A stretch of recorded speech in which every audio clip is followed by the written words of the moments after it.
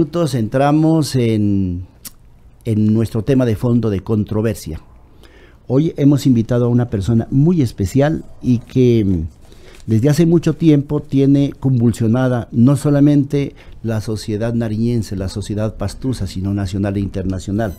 Nos estamos refiriendo al llamado pastor o apóstol Álvaro Gámez Torres, quien ha sido sindicado y acusado de una serie de hechos que han perturbado la moral, la fe de mucha gente que cree que haciendo parte de ciertas organizaciones religiosas encuentran verdaderamente a Dios. Y estas personas, llamados pastores, ejercen ese poder de convocatoria para manejar a su criterio, a su albedrío, comportamientos y conductas de las personas que hacen parte de estas llamadas sectas o congregaciones religiosas. Hoy se encuentra con nosotros y queremos agradecer sobremanera que haya aceptado la invitación Mirna García. Ella es psicóloga forense, presidente de la ONG que protege a víctimas destructivas en diferentes países del mundo y que tienen que ver con las organizaciones religiosas. Le queremos agradecer a ella su presencia. Estamos en el programa Controversia, nos escuchan en la ciudad de Medellín como en todo el resto del departamento. También está con nosotros el doctor Javier Goyes, quien es el abogado defensor de las víctimas del llamado apóstol de la congregación religiosa Salem.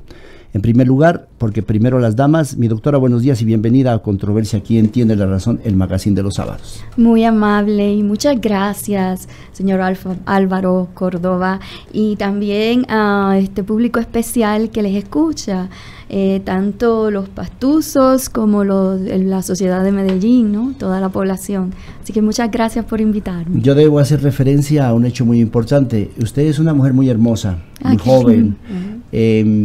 Su dialecto no lo puedo identificar. ¿Usted de dónde es oriunda, doctora? De Puerto Rico. Puertorriquense. Puertorriqueña. Radicada, me contaba esto a micrófono, nacionalizada norteamericana. Sí, no, en Puerto Rico es un estado libre asociado, por lo cual es americano. Es psicóloga de profesión. Sí, me dedico a ofrecer orientación y consejería, porque nuestra red de apoyo lo que ofrece es consejería, ayuda a personas afectadas por organizaciones que utilizan las técnicas de persuasión coercitiva para manipular la voluntad de las personas, y a eso es lo que me dedico, pero como tal, pues no tengo consultoría ni cobro por nada. Eso le iba a preguntar, ¿es un apoyo voluntario? Totalmente, nuestra organización es una organización sin fines de lucro, lo cual quiere decir que nosotros ofrecemos más que nada información, educación, orientación, consejería, y es completamente gratuita, y nuestro fin es prevenir el que otras personas queden afectadas, caigan y se conviertan en víctimas de maltrato, de abusos, de humillaciones, a las cuales son expuestas estas personas que pertenecen a estos grupos que utilizan este tipo de técnicas que son humillantes, donde les someten a castigos, ridiculizaciones públicas, y la persona pues obviamente desarrolla graves traumas y un estrés crónico. Una joven, ¿cómo es que dice dentro del consenso popular entre los hombres? Una joven mujer, bonita e inteligente. Queremos agradecer la presencia del doctor Javier Goyes, que también está con nosotros, quien es el defensor de las víctimas, de las presuntas víctimas, digamos, del pastor Álvaro Gámez Torres, porque es un directo sindicado. Doctor Javier Goyes, buenos días. Gracias, Álvaro, por la invitación, y gracias porque tú siempre has estado pendiente de la situación, de cómo va evolucionando este asunto. En nombre de todas las personas que me estoy representando en este momento, te queremos agradecer por la colaboración y por la invitación que nos has hecho. Doctora Mirna García, psicóloga forense, ¿qué sabe usted del tema que se descubrió en Pasto hace aproximadamente 2 o 3 años? Es decir, ¿cuál es su concepto de la acusación que se le hace al pastor, digamos, de la congregación Salem? ¿Qué concepto tiene, qué conocimiento tiene de ello y cómo se ha avanzado en la acusación? Si este personaje, dentro del conocimiento que usted ha logrado y dentro del proceso judicial que se adelanta, ¿es o no es responsable de la serie de cargos que se le hacen? Con respecto a eso, yo no soy el juez, ni formo parte del tribunal, ni puedo emitir ningún tipo de acusación, pero sí, como bien expliqué al principio, me concentro en ayudar no solamente a las personas afectadas por este tipo de grupos que utilizan este tipo de técnicas de persuasión coercitiva, donde las personas se sienten oprimidas, desarrollan unos traumas severos como consecuencia de las técnicas que utilizan. O sea, mi conocimiento al respecto es con respecto a todas las personas que se han comunicado conmigo, que son muchísimas, pidiendo ayuda.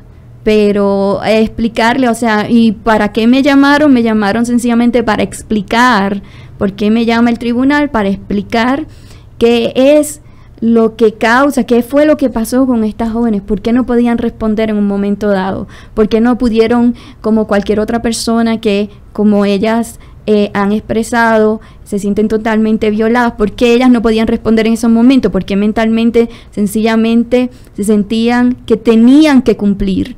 No se sentían libres, no se sentían que podían tomar decisiones según lo que sentían, según todos nosotros los seres humanos, todos nos guiamos por el instinto de supervivencia y todos queremos sobrevivir y todos queremos sentirnos bien.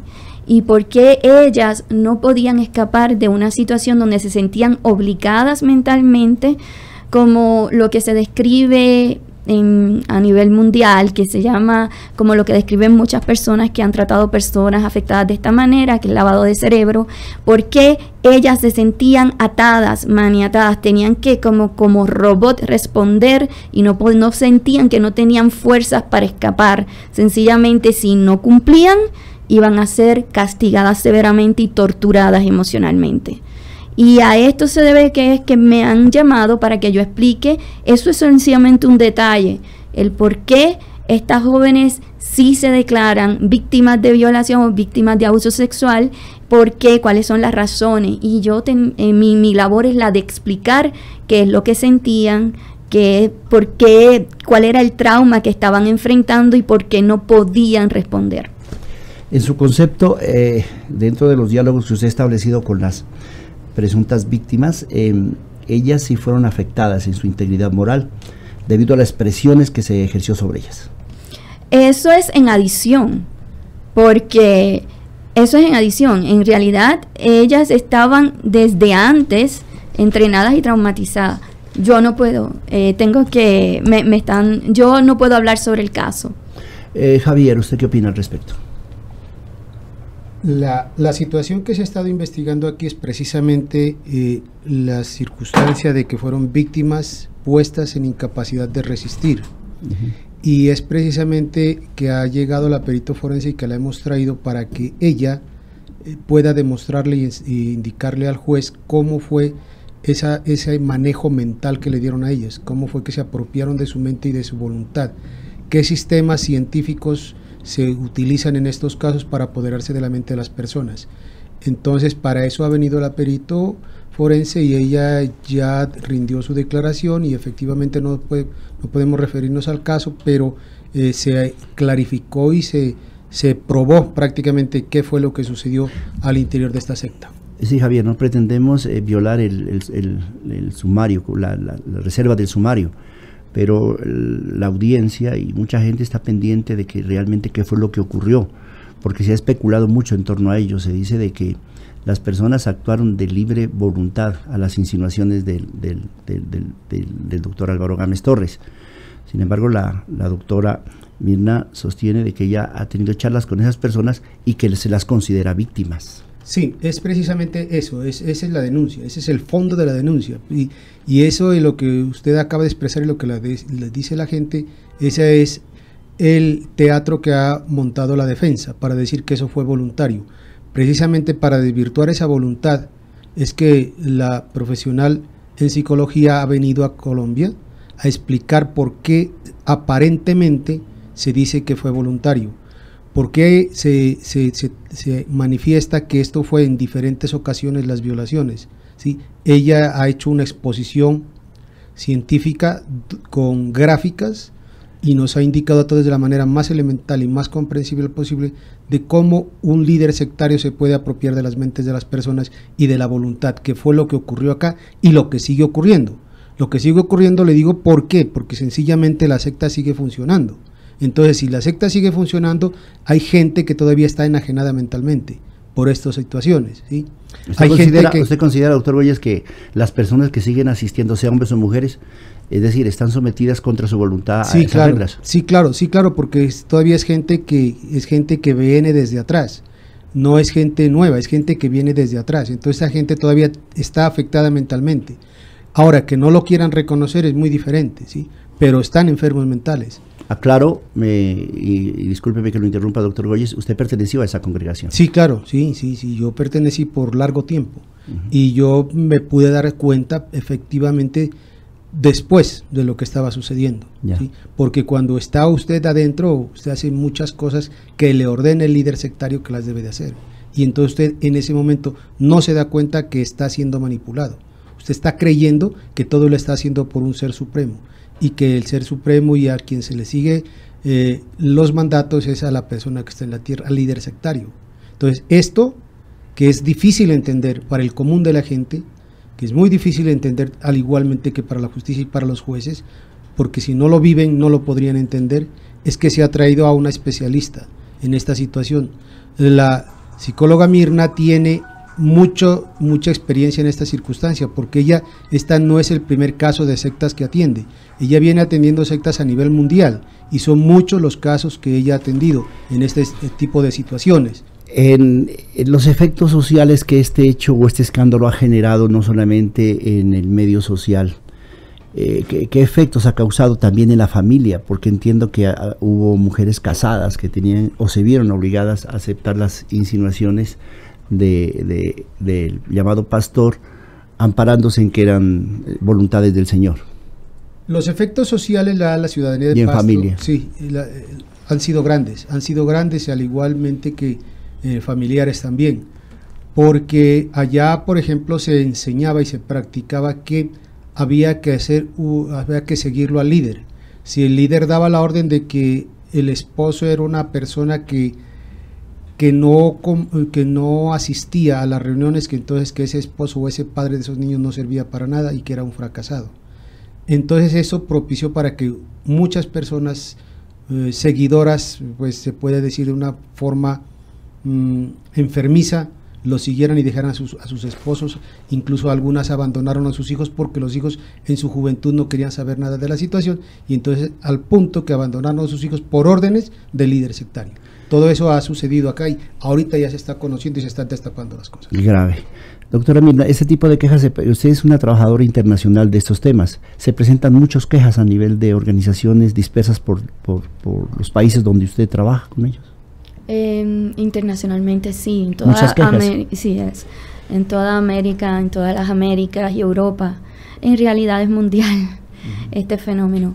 Y en realidad esto se debe a que existen personas que tienen, pues, sienten la ambición del dinero y sienten la ambición del poder, y personas que no creen en nada ni en Dios y ven, quizás sienten o menosprecian a las personas que tienen fe en Dios.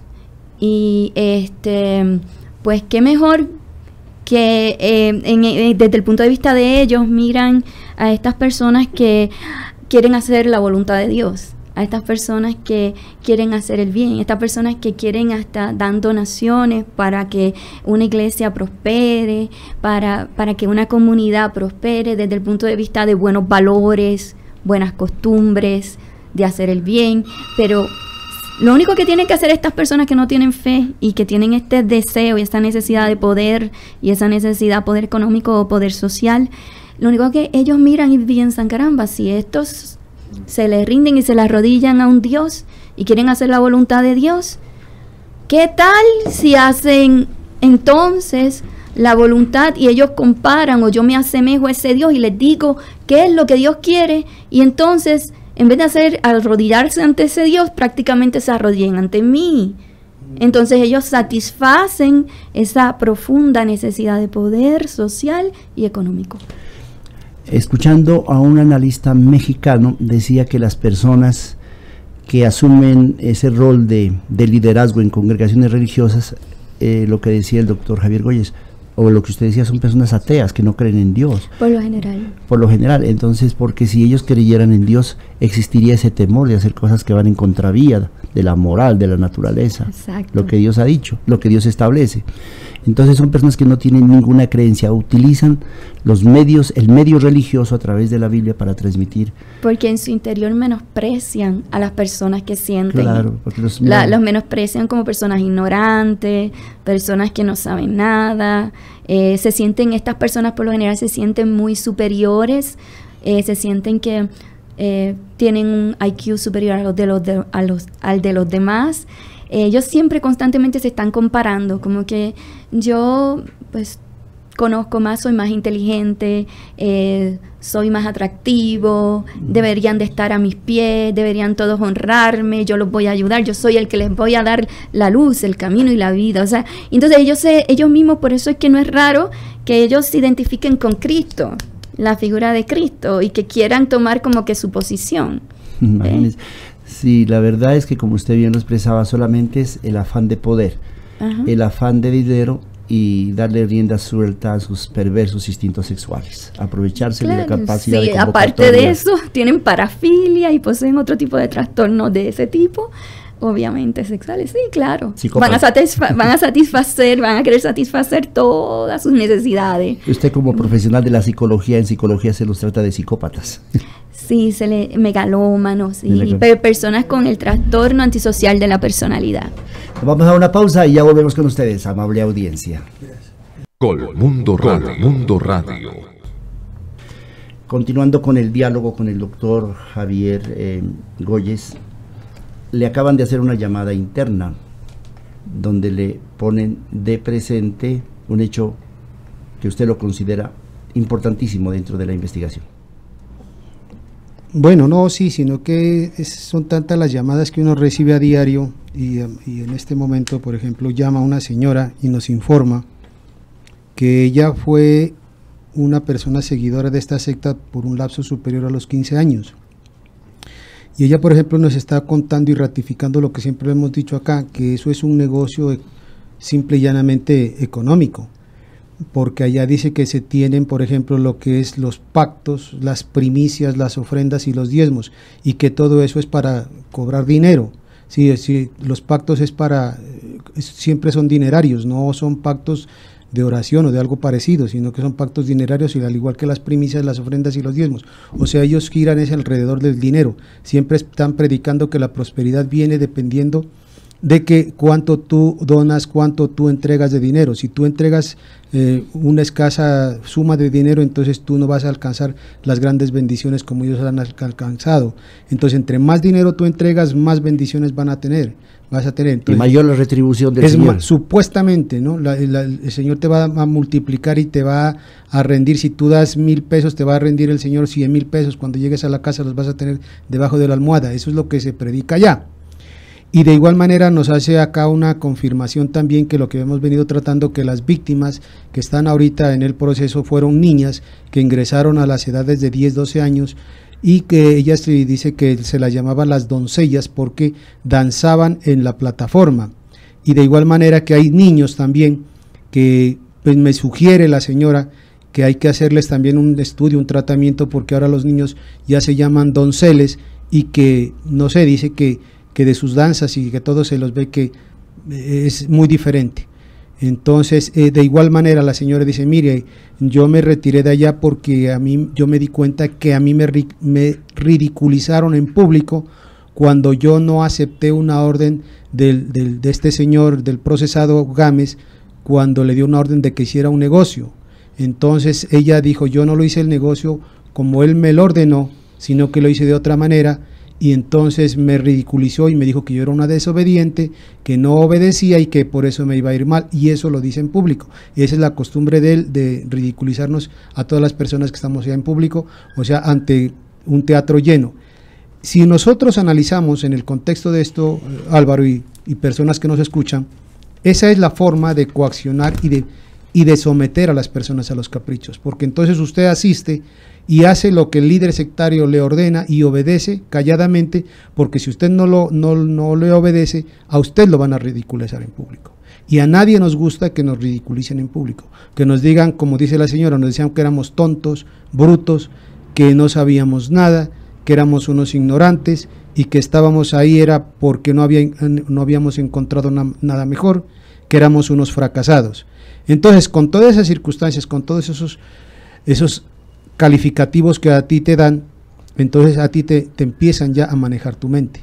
Y ese era el temor que la gente sentía, que ellos ya tenían ese temor, y que cuando se salieron de la secta, cuenta la señora, que las críticas y las ridiculizaciones y los insultos en plenas prédicas delante de toda la gente eran mayores, y les decían que eran unos rebeldes, que no aceptaban la palabra porque él era el único que tenía la palabra de Dios aquí en Pasto, que ningún pastor de aquí de la ciudad de Pasto se podía comparar con él, que él era la única persona, y que si había nacido en esa iglesia era para ahí. Lo que también es preocupante que pues hay mucha gente a raíz de esos acontecimientos tan escandalosos se reserve una forma de sentir la fe en Dios. Es decir, no se puede generalizar, no se puede creer que todo el mundo actúe de la misma manera como actuaba este señor y otras organizaciones, como ustedes bien lo anotan. ¿Usted considera que eso causa un efecto, doctora Mirna, afecta la fe de las gentes que creen realmente en Dios? Aprovecho para hacerle una invitación a todos a que precisamente esto debe ser un aprendizaje, toda esta experiencia, un aprendizaje, y es precisamente para todos aquellos que son cristianos o que tienen creencia en alguna otra religión, ya sea hindú, budista, es tener la capacidad de distinguir entre lo que es el creer en un Dios bueno, amoroso, justo, que quiere el bien para uno, que quiere la prosperidad para uno, que quiere que uno sea amable, que uno sea compasivo, que uno sea gentil, que uno ame al prójimo como a uno mismo y no hacerle al prójimo lo que a uno no le gustaría que le hicieran. Entonces, existe una gran diferencia entre ese Dios y un ser humano. Un ser humano, nosotros no tenemos la capacidad que le ponemos, o sea, como nosotros identificamos a Dios, identificamos todas las personas lo identifican como un ente con poder, con capacidad de ver más allá y de comprenderme a mí, comprender al otro. Pero nosotros no tenemos esa capacidad, solamente tenemos los 5 sentidos del cuerpo. Entonces, otro ser humano tiene la misma capacidad limitada. A través del lenguaje tratamos de comunicarnos y para que la otra persona me entienda, pero eso no quiere decir que la otra persona va a saber lo que hay en mi interior, ni yo voy a saber completamente lo que existe en el interior de la otra persona. Por lo cual, no tenemos el derecho alguno de juzgar a otra persona a la cual no conocemos y siempre escuchar qué es lo que está pasando con ellos. ¿Qué es lo que si le está traumatizando? Vamos a tener caridad, compasión, vamos a darle la mano. Entonces hay que distinguir entre lo que son religiones buenas, que me van a ayudar a mí a ser mejor persona, que me van a ayudar a mí, a mi familia, a desarrollar buenos valores sociales, buenos valores humanos, que me van a ayudar a tener a sentirme más unido dentro de la familia, con mi familia, con mi pareja, que me va a ayudar a sentirme más unido con los hijos, la persona, para los que tienen hijos, con los familiares externos, y no una organización donde lo que te inviten es completamente a lo que sería opuesto al concepto que todo el mundo tiene de Dios. Una organización que se clame religiosa, aunque se ponga el nombre de iglesia, y que te invite a prácticas como tales, como el desprecio al otro que no está conmigo, lo voy a rechazar, los que no están en el grupo son los enemigos, no tienes por qué porque te vas a contaminar, tienes que alejarte de la gente que te va a llevar a perder el alma. Y sí, uno tiene que evitar cualquier tipo de costumbres que te inviten al robo, que te inviten a la mentira, que te inviten al engaño, que te inviten a la manipulación, a la falta de consideración, a herir a otros, a humillar a otros. Uno se tiene que alejar de eso, pero uno no se tiene que alejar de lo que es la primera responsabilidad humana, que es con la familia de uno, con la persona que está a tu lado, con la persona que te quiere, con la más que está dispuesta a dar la vida por ti. Por esa persona uno tiene que dar también la vida, porque ese es el principio de los valores humanos más altos que puedan existir en una persona.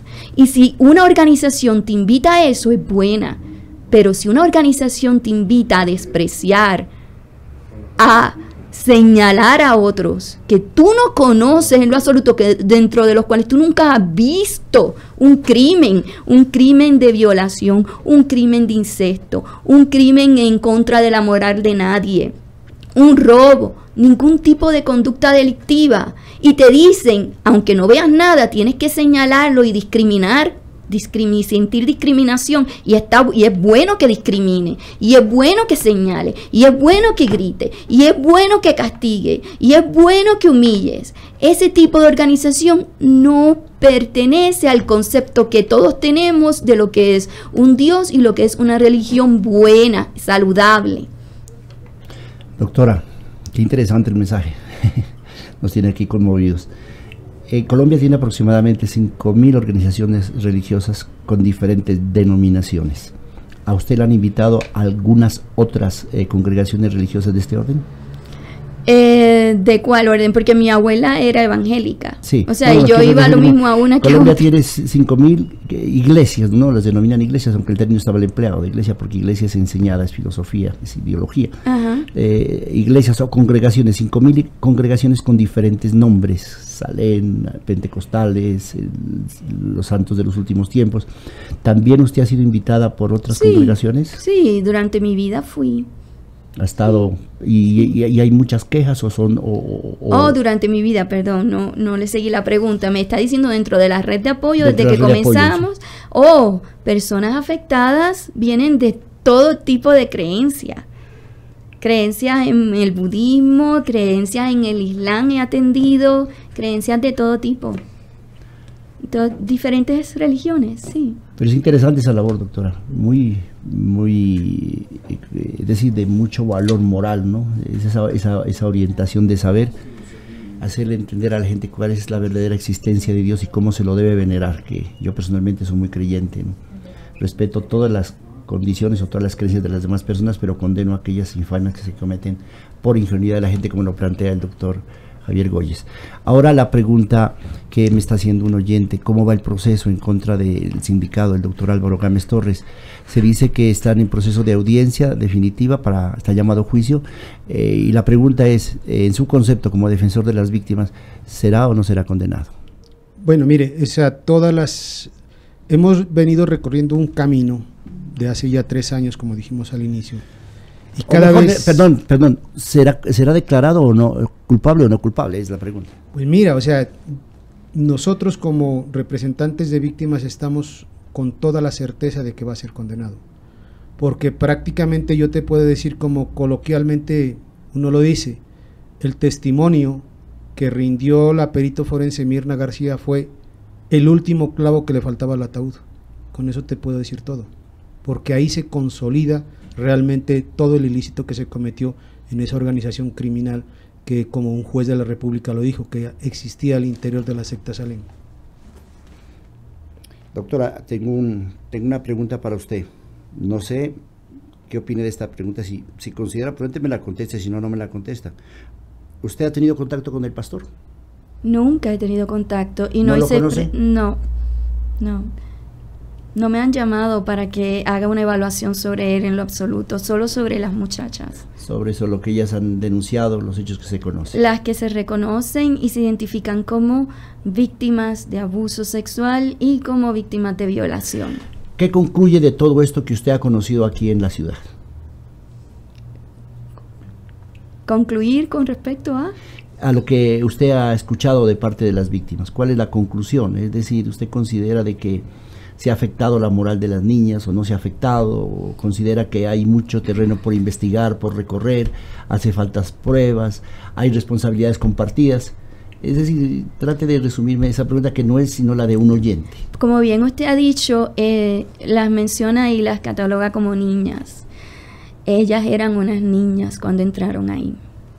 Y mentalmente fueron criadas ahí adentro.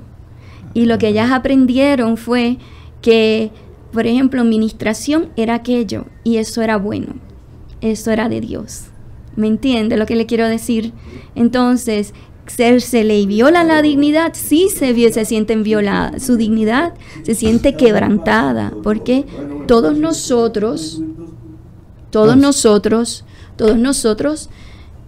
ser humano siente un deseo de sentirse estimado, de sentirse respetado. Y aún niños que son víctimas de incesto se sienten quebrantados por dentro cuando los violan, cuando cometen un acto abusivo, ¿ve?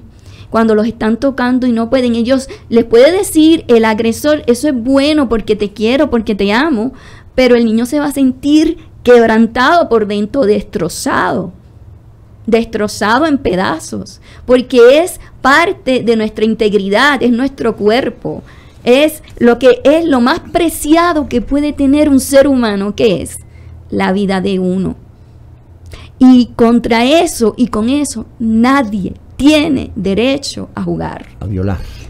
A violar mucho menos. Y ni a jugar ni a violar. Con la vida de uno, nadie, no se justifica el engaño.